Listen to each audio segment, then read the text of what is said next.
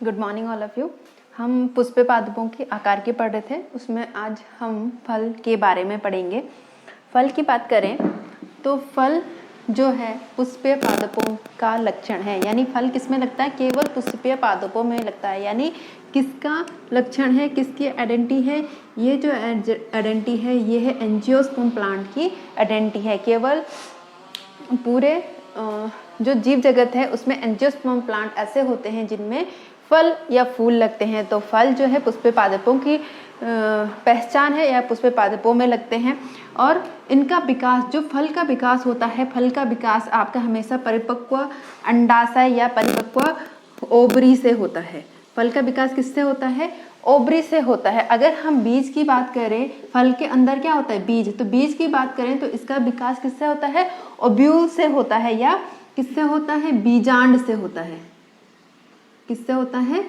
बीजांड से होता है। तो ये दोनों चीज बहुत इंपॉर्टेंट है कि फल का विकास कैसे होता है। फल का विकास जो होता है आपके परिपक्व ओवरी, जो एक मैच्योर ओवरी होती है, उससे होता है। और कैसे होती है? जो निषेचित फर्टिलाइज्ड ओवरी होती है, उससे जो है आपका फल का विकास होता है। और जो बीज का विकास होता है वो आपका बीजांड या ओव्यूल से होता है।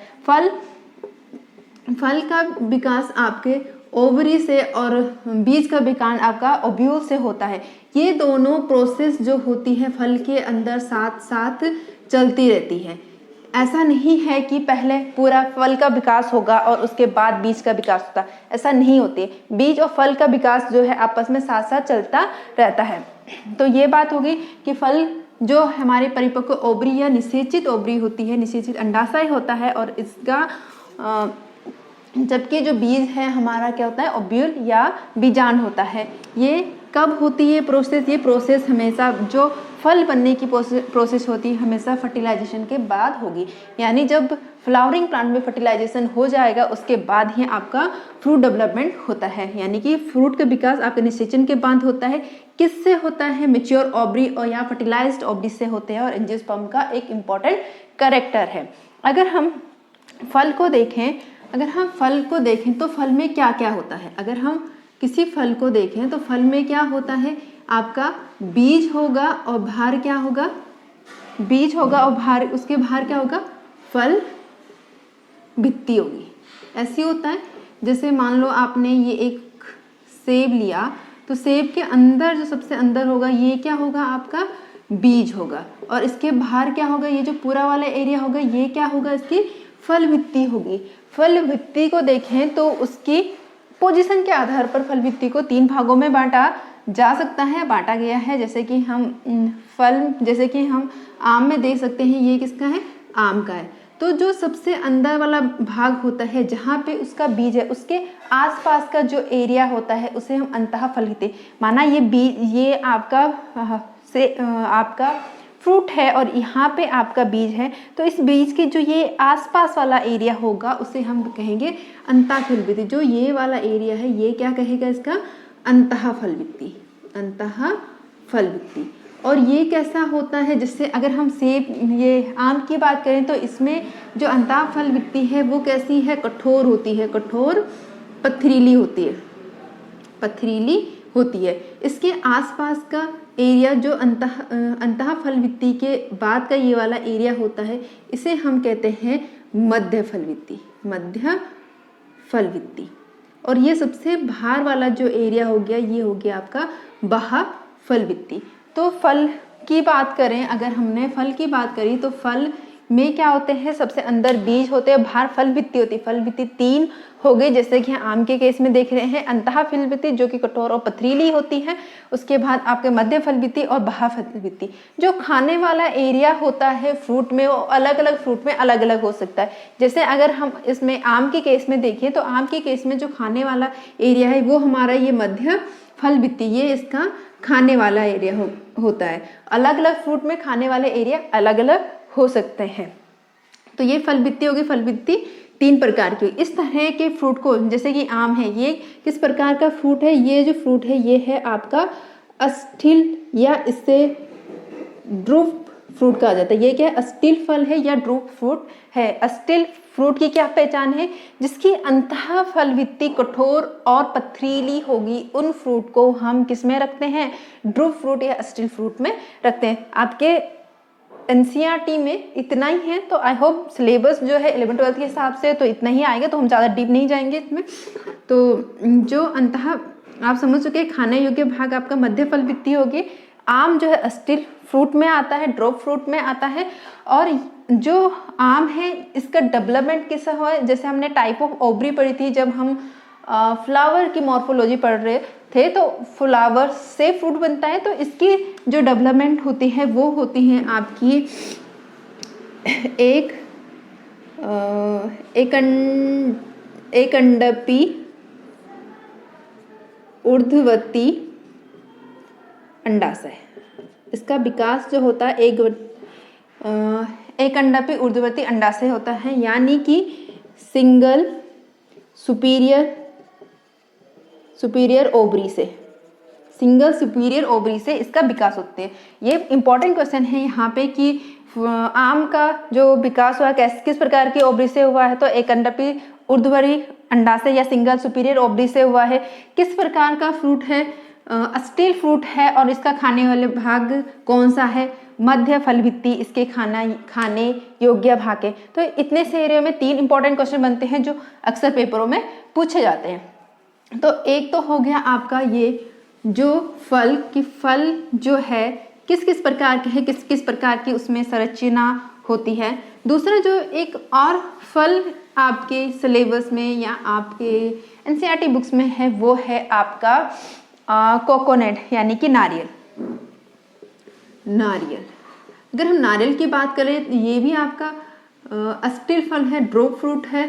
और इसकी फल भित्ति की बात करें कि मान लिए अगर ये नारियल है तो इसके सबसे बाहर वाली ये होगी इसकी बाहर फल भित्ति। इसकी जो मध्य फल भित्ति होती है ये इसकी है मध्य फल भित्ति इसकी कुछ रेशेदार होती है, यानी कि जो उसके छिक्का जो रेशे होते हैं वो उसकी कौन सी भित्ति होती है, मध्य फल भित्ति होती है। और उसके अंदर का जो कठोर वाला एरिया होता है वो ये वाला एरिया, ये इसका अंतः फल भित्ति होती है, अंतः फल भित्ति होती है। अब हम नारियल की बात देखें तो इसमें जैसे कि आम में हमने देखा था कि मध्य फल भित्ति खाने वाले भाग है, बाहर फल भित्ति हम खाते नहीं हैं, जो उसका कड़क वाला रेशे वाला भाग भी हम खाते नहीं। अंतः फल भित्ति उसका कठोर वाला एरिया है, अस्टिल फल है, ड्रॉप फ्रूट है, अस्टिल फल है, मतलब अंतः फल भित्ति भी इसकी कैसे होगी, कठोर और पथरीली होगी, उससे भी हम खाते नहीं। तो इसका खाने योग्य भाग कौन सा पार्ट है जिसे हम खाते हैं। तो नारियल में बात करें तो नारियल का जो खाने वाले भाग होता है वो होता है इसका भ्रूणपोष। इसका जो खाने योग्य भाग है वो है इसका भ्रूणपोष। जो इसका व्हाइट वाला एरिया होता है, जो सफेद वाला एरिया होता है वो भ्रूणपोष होता है जिसे हम खाते हैं। और जो पानी वाला एरिया होता है वो उसका केंद्रक होता है, भ्रूण होता है। भ्रूण के अंदर जो न्यूक्लियस होते हैं, जो पानी होता है वो पूरे केंद्रक, मल्टी केंद्रक उसमें होते हैं, बहुत सारे बहुकेंद्रिकीय होता है, उस वाले एरिया को हम हमेशा खाते हैं। तो ये 2 एग्जाम्पल थे आपके सिलेबस में, जिसमें आम और नारियल का। दोनों अस्टिल फ्रूट हैं यानी कि ड्रॉप फ्रूट हैं। दोनों का विकास जो है सुपीरियर ओवरी से होते हैं। खाने योग्य भाग, एडेबल पार्ट जो उसका, वो इम्पोर्टेंट एग्जाम्पल है एग्जाम के पॉइंट ऑफ व्यू से। अब हम देखते हैं कि जो फ्रूट है उसके खाने योग्य भाग के या उसकी जो पोजीशन है बनने की, उसके आधार पर उसको मेनली 3 भागों में बांटा गया है। सबसे पहले हम देखते हैं, हमने देखा जब हमने फ्रूट पढ़ा कि फ्रूट जो जब लगभग 95% जो फ्रूट है वो कैसे बने हुए हैं, ओवरी से बने, मैच्योर ओवरी से बने होते हैं। यानी कि फ्रूट का निर्माण कैसे होता है, मैच्योर ओवरी से होते हैं। लेकिन कई बार क्या होता है, कुछ फ्रूट जो होते हैं ओवरी के साथ उसमें कुछ दूसरे पार्ट्स भी उसमें इंक्लूड हो जाते हैं जिसको हम खाने के लिए यूज करते, पूरे फ्रूट के डेवलपमेंट में वो यूज आता है। और कुछ फ्रूट हमने पढ़ा था कि फ्रूट जो है क्या है, आपके फर्टिलाइज्ड ओवरी है, निषेचित अंडाशय, और फर्टिलाइजेशन के बाद ही फ्रूट बनता है। लेकिन कई बार क्या होता है, फ्रूट बिना फर्टिलाइजेशन के भी बन जाता है। तो इस कंडीशन में इस आधार पर उनको 3 भागों में बांटा गया है। फ्रूट के प्रकार देखें तो जब जो फल है केवल अंडाशय से विकसित होता है, इसमें कोई दूसरा पार्ट इंक्लूड नहीं होता है, पूरी तरह से अंडाशय से विकसित होता है। तो ऐसे फल को हम सत्य फल या ट्रू फ्रूट कहते हैं। इसका आपका बेस्ट एग्जाम्पल है जिसे आप रोज खाते हैं वो है आपका आम। आम आपके एनसीईआरटी में भी है, तो इसका एक बेस्ट एग्जाम्पल आम। अधिकांश जो फ्रूट हैं वो आपके सत्य फ्रूट हैं। कुछ फ्रूट ऐसे हैं जो आपके असत्य या आपके फॉल्स फ्रूट्स की कैटेगरी में आते हैं। कौन आते हैं? जब फ्रूट का विकास अंडाशय के अलावा उसके अन्य भागों से भी होने लगता है, जैसे कि पुष्पासन, उसके बाहर जो दल होते हैं वो उसमें इंक्लूड होने लगते हैं किसमें? फ्रूट बनने की प्रोसेस में। तब उस प्रकार के जो फ्रूट होते हैं, उस प्रकार का जो फल होता है उसे हम कहते हैं असत्य फल कहा जाता है। किसे? जब अंडाशय के अलावा अन्य पार्ट भी पुष्प के फल बनने में सम्मिलित होने लगते हैं तो उसे हम असत्य फल कहते हैं। जैसे कि पुष्पासन, जब अंडाशय और पुष्पासन आपस में मिल जाता है तो ऐसे फ्रूट को हम असत्य फल कहते हैं। और इसका सबसे फेमस उदाहरण है आपका सेब। इसके अलावा आपका इसका दूसरा उदाहरण है स्ट्रॉबेरी, और इसका काजू इसका उदाहरण है। और इसके अलावा कुछ एक एग्जाम्पल, अधिकांश जो फ्रूट होते हैं आपके किसमें आते हैं? सत्य फल में। अगर हम सेब की बात देखें तो आपको सेब को अगर काट लें उसको तो आप देखोगे उसके बीच में क्या दिखा देते हैं? बीज दिखा देते हैं। और उसके चारों ओर क्या होता है? उसकी फल बित्ती होती है। उसका जो ये खाने वाला भाग है, जो बीज और उसके बाहर फल बित्ती के बीच वाला भाग है, ये वाला जो पूरा भाग होता है ये इसका पुष्पासन होता है। ये ही इसका क्या है? खाने योग्य भाग। तो कई बार आता है कि सेब का खाने योग्य भाग कौन सा हो गया? तो सेब का खाने योग्य भाग जो होता है वो पुष्पासन होता है। इसी तरह से स्ट्रॉबेरी भी है। स्ट्रॉबेरी की बात करें, अगर मान लो ये स्ट्रॉबेरी है तो स्ट्रॉबेरी में यहाँ पे बीज हो गया और इसका जो ये वाला एरिया होता है ये इसका पुष्पासन होता है। तो इसका खाने योग्य जो भाग है स्ट्रॉबेरी और सेब का वो क्या हो जाते हैं आपके? पुष्पासन होते हैं। और ये ऐसे जो फल होते हैं इन्हें हम असत्य फल या फॉल्स फ्रूट कहते हैं। उसके अलावा कई बार क्या होता है, फल जो है बिना निषेचन के ही विकसित होने लगता है। फल के विकास होने के लिए ओवरी का फर्टिलाइज होना जरूरी होता है, लेकिन कई बार ऐसी सिचुएशन होता है कि फल जो उसका फीमेल गैमेट होता है वो अपने आप ही डेवलप होने लगता है, उसमें सूत्री विभाजन होने लगता है, माइटोटिक डिवीजन होता है और वो एक फ्रूट बना लेता है।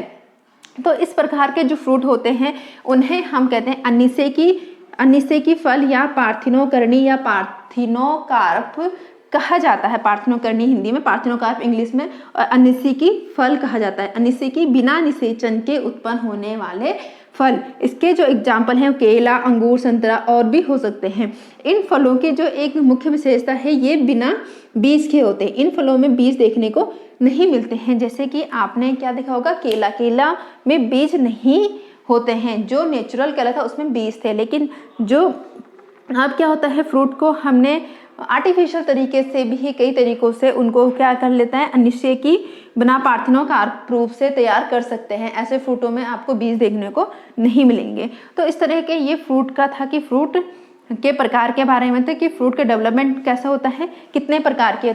एक और चीज़ जो रह जाती है वो ये है कि जो फल वित्ती है, जो हमने फल पढ़ा था, तो फल में जो क्या होती है, जब हम फल पढ़ रहे थे तो फल में जो इसकी फल वित्ती है वो क्या होती है, कई में क्या होती है, शुष्क होती है ना। कई में शुष्क होती है और कई में क्या होती है, गुदेदार एंड रसीली होती है।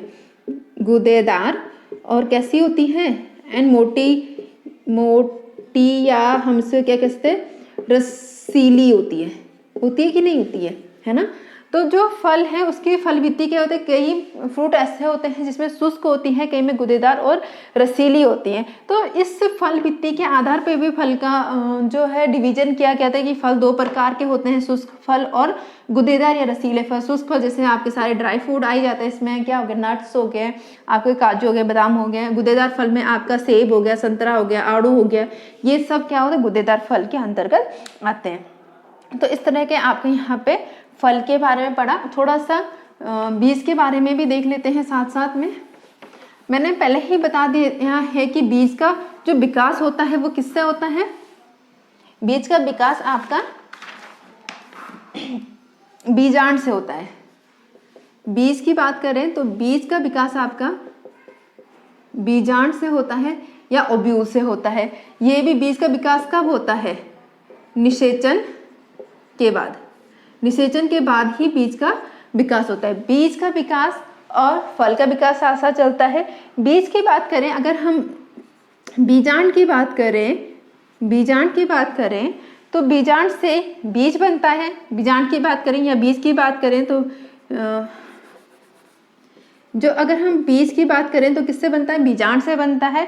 बीज में सबसे बाहर आप देखोगे तो आपको बीजावरण मिलेगा, एक बीज का आवरण मिलेगा और उसके अंदर जो होता है बीज आवरण के अंदर आपको भ्रूण मिलेगा।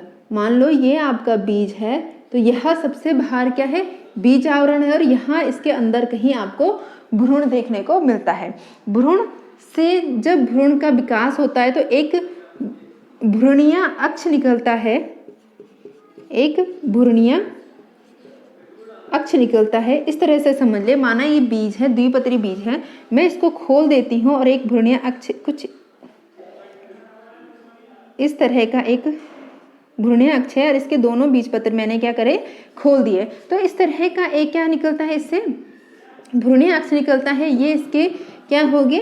बीज पत्र हो गए। और इस भ्रूणीय अक्ष का जो ऊपर वाला एरिया होता है यहाँ से प्रांकुर का निर्माण होता है और जो नीचे वाला एरिया होता है इससे मूलांकुर का निर्माण होता है। मूलांकुर से आपके मूलांकुर से नाम से पता है मूल का अंकुर यानी मूल यानी जड़ का निर्माण होता है। वहीं प्रांकुर से आपका तने का निर्माण होता है। तो बीज में क्या पड़ा? बीज बनता किससे? बीजांड से बनता है, निषेचन के बाद बनता है। बीज में आपके सबसे बाहर बीज पत्र होते हैं, उसके अंदर क्या होता है? भ्रूण होता है। भ्रूण जब डेवलप होता है तो एक भ्रूणीय अक्ष बनता है। भ्रूणीय अक्ष में एक प्रांकुर निकलता है और एक मूलांकुर निकलता है। प्रांकुर से आपके मूल या जड़ का निर्माण होता है, मूलांकुर से आपके मूल और जड़ का निर्माण होता है, वहीं प्रांकुर से आपका तने का निर्माण। दोनों इंपॉर्टेंट है ये वाला कि मूल और तने का निर्माण कैसे होता है, दूसरा कि बीज का निर्माण कैसे होता है, बीजांड से होता है।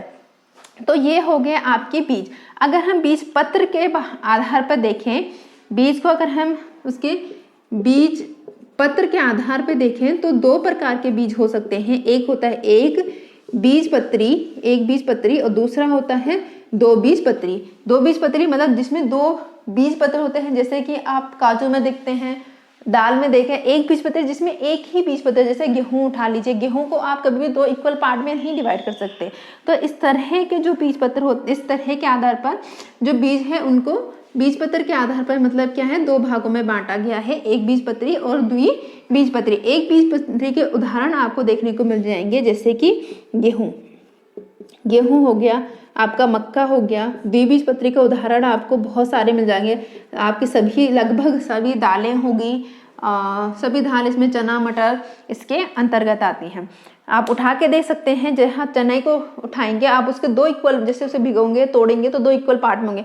गेहूं के साथ ऐसा नहीं होता है। तो इस आधार पर बीज पत्र के आधार पर उन्हें डिवीजन किया जा सकता है। दो उसमें एक बीज पत्री और द्विबीज पत्री। तो ये आपका फल और बीज के बारे में हो गया। बीज के बारे में हम आगे डिटेल से पढ़ेंगे कि एक बीज पत्री की संरचना कैसे होती है, द्विबीज पत्री की संरचना कैसे होगी। इसे हम कल के लेक्चर में पढ़ेंगे। फिलहाल के लिए थैंक यू।